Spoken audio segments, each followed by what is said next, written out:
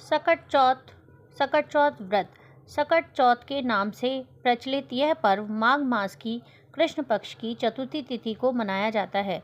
चतुर्थी तिथि के स्वामी श्री गणेश जी हैं। श्री गणेश जी की पूजा विघ्नों को दूर करने वाली, ज्ञान का प्रकाश देने वाली, विवेक प्रदान करने वाली, श्री वृद्धि करने वाली और संतान यश और आयु प्रदान करने वाली है। सकट हरिणी चतुर्थी का व्रत मुख्य रूप से संतान के लिए रखा जाता है, लेकिन कुछ मान्यताओं में इसको अक्षत सुहाग की कामना से भी जोड़ दिया गया है। पूजन विधि। इसकी पूजा तिलों से की जाती है। कुछ परिवारों में, कुलश्रेष्ठ परिवारों में तिलकुटा बनाकर उनका बकरा बनाया जाता है, परंतु अधिकांश परिवारों में साधारणतः तिलकुटे अथवा गजक से ही पूजा की जाती है। पूजा के लिए 7 पूड़ियाँ बनाई जाती हैं और एक पट्टे पर अथवा चकले पर संकटहरण श्री गणेश जी की चित्र बनाया जाता है तथा कथा सुनकर पूड़ी और गजक या तिलकुटे से गणेश जी का भोग लगाया जाता है। कथा। सकट चौथ की कथा। 2 देवरानियाँ और जेठानी थी। देवरानी गरीब थी तथा जेठानी सभी तरह से संपन्न थी। देवरानी अपनी जेठानी के घर बर्तन साफ करने जाती थी। सकट चौथ आई तो छोटी ने अपने पति से कहा, आज सकट चौथ है, बाजार से कुछ सामान ले आना जिससे त्यौहार मना सकें। परंतु उसके पति ने सामान तो लाकर नहीं दिया, अपितु उसे बहुत बुरी तरह से मारा पीटा। बेचारी ने बथुआ उबाला और पिंडी बनाकर एक बर्तन से ढक दिया। रात के समय जब सकट देव आए और बोले, छोटी से बोले, मुझे तो कुछ खाने को दो, जोर से भूख लगी है, कुछ खाने को दो। वे बोले, हे देव, मेरे पास तो तुम्हारे खिलाने के लिए कुछ नहीं है, यह बथुआ उबाल कर रखा है, इसे ही खा लो। सकट देव को उस बेचारी पे बहुत दया आई। उन्होंने बथुए की पिंडी ही उठाकर खा ली और खाकर बोले, मेरे तो पेट में बहुत दर्द हो रहा है। देवरानी तो पहले से ही बहुत दुखी थी। बड़े दुखी मन से बोली, कुछ भी कर लो, सारा घर खाली पड़ा है। सकट देव हालत से निवृत्त होकर बोले, पहुँचूँ कहाँ? तो वह बोली, पहुँच लो मेरी दुखियारी की ललाट से।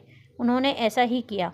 प्रातःकाल बड़े दुखी मन से वह उठी और सोचती जा रही थी कि मेरे घर में पहले से ही दरिद्रता का निवास है, ऐसे में सकट देव और चारों तरफ गंदगी फैला गए हैं। ऐसा सोचते हुए उसने अपनी ललाट मस्तक पर हाथ लगाया तो उसने देखा कि उसका ललाट तो हीरे जवाहरात से जगमगा रहा है। फिर तो उसका आश्चर्य और खुशी का ठिकाना ना रहा। सकट देव ने जहाँ जहाँ मल त्याग किया वहीं वहीं पर सोने और चांदी के हीरे जवाहरात के ढेर लगे हुए थे तथा 3600 प्रकार के व्यंजनों से घर भरा हुआ था। सारी धन दौलत समेटने में बहुत समय लग गया तो वह अपनी जेठानी के घर काम करने ना जा सकी। इसीलिए जेठानी उसे काम करने के लिए बुलाने आई। उसने देखा कि देवरानी सभी तरह से बच्चे और हीरे जवाहरात समेटने में लगे हुए हैं। जेठानी को बहुत आश्चर्य हुआ तो उसने अपनी देवरानी से पूछा कि तुम्हें यह सब धन दौलत अचानक कहाँ से प्राप्त हो गया। तब देवरानी ने सारा वृतांत कह सुनाया। जेठानी ने मन ही मन प्रतिज्ञा की कि अगले वर्ष जब सकट चौथ आएगी तो मैं भी ऐसा ही करूँगी। जैसे जैसे 1 वर्ष बीता, सकट चौथ आई तो जेठानी ने अपने पति से कहा कि आज मेरी पिटाई करो। उसके पति ने ऐसा ही किया और जेठानी पिट कुट कर सो गई। रात में सकट देव आए और बोले, दरवाज़ा खोलो। वह झट से उठी और दरवाज़ा खोल दिया। तब सकट देव बोले, मुझे तो भूख लगी है। जेठानी बोली, खूब खाओ महाराज, मैंने तो आपके लिए 36 तरह के व्यंजन बना रखे हैं।